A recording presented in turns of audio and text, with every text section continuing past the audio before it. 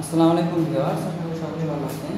তো এটা হলো ইউনিক মোটর, আর এটা হলো ইউনিক মোটর আইসি। তো অনেকে এই আইসিটা লাগানো বোঝেন না, যে পিছনে ইউনিক মোটরের বৈশিষ্ট্য হচ্ছে যে পিছনে আইসি থাকে, এর ভিতরে কোনো আইসি থাকে না। এই আইসিটা হচ্ছে পিছনে থাকে। তো আইসিটা অনেক সেটিং করতে পারেন না, যে কারণে মোটরটা ঘোরে না।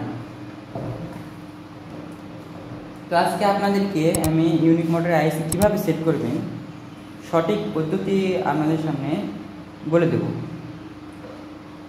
ভিডিওটি কারাগারি না করে পুরো ভিডিওটি দেখতে থাকুন। সর্বপ্রথম আমরা যে কাজটা করবো, এখানে দেখতে পাচ্ছেন ম্যাগনেট। এই ম্যাগনেটটা হচ্ছে মেন। তো এই ম্যাগনেটটা যদি ভেঙে যায় কিংবা ফেটে যায়, এছাড়াও যদি দু একটা ম্যাগনেট যদি না থাকে, মিসিং থাকে, তাহলে কিন্তু কাজ করবে না। সেই বিষয়টা অবশ্যই খেয়াল রাখবেন।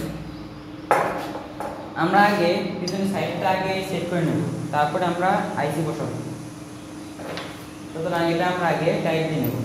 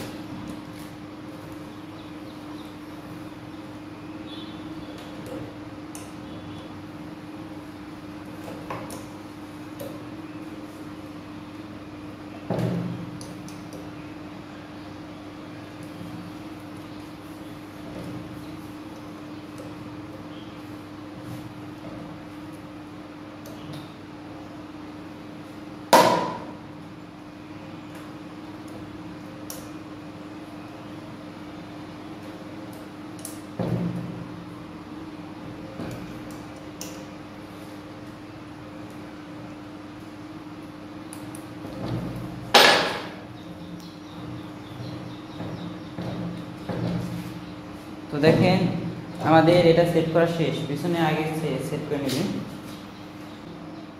এখানে যে ম্যাগনেটটা দেখতে পাচ্ছেন, এই ম্যাগনেটটা আমরা খুব ভালোভাবে এখানে সেট করে নেব। যদি এই ম্যাগনেটটা সেট করা না হয় ভালোভাবে, তাহলে কিন্তু আমাদের আইসি যত সুন্দর করে লাগায় কাজ হবে না। এই ম্যাগনেটটা হচ্ছে মেন। এই ম্যাগনেটকে আগে আমাদের এখানে সেট করে নিতে হবে খুব ভালোভাবে। তো ম্যাগনেট এখানে আমরা রাখার পর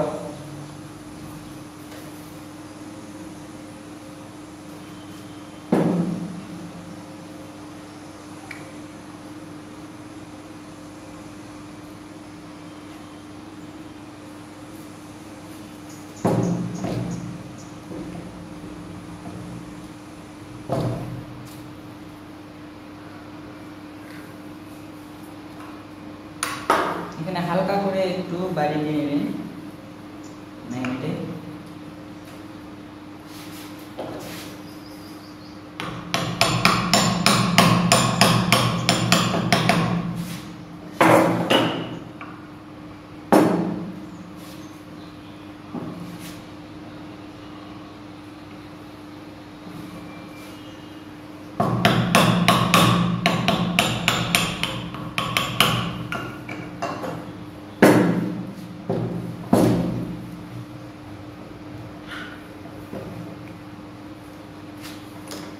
ম্যাগনেটটা সুন্দরভাবে বসিয়ে নেওয়ার পর তারপরে আমরা এটা সেট করব। আমাদের ম্যাগনেট বসানো শেষ। এখন আমরা এই আইসিটা সেট করব। আইসিটা আপনারা যেরকম করে আছে এরকম করে লাগিয়ে দিবেন, সমস্যা হবে না, কোনো রকম সমস্যা হবে না। শুধু ম্যাগনেটের দিকে খেয়াল রাখবেন যেন ম্যাগনেটটা খুব ভালোভাবে লাগানো হয়, এটা খেয়াল রাখবেন। আপনাদেরকে আমি একবারে চালিয়ে দেখাবো।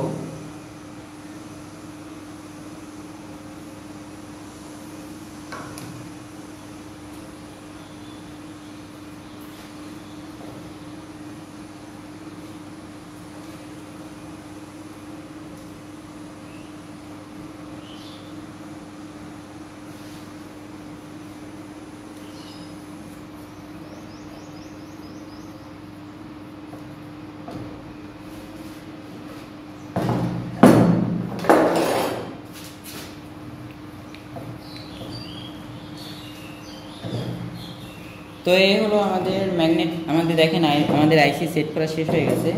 এখন আমরা মোটরটা ঘুরিয়ে আপনাদেরকে দেখাই মোটরটা ঘোরে কি না।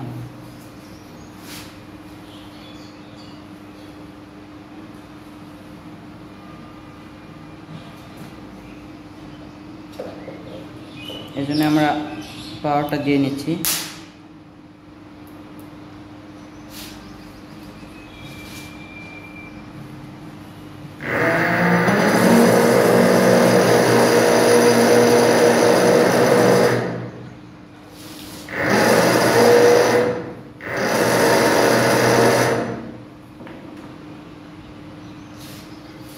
দেখতে পাচ্ছেন যে আমাদের ম্যাগনেটটা লাগানো হয়ে গেছে, আমাদের খুব ভালোভাবে কাজ করতেছে কোনো রকমের সমস্যা ছাড়াই।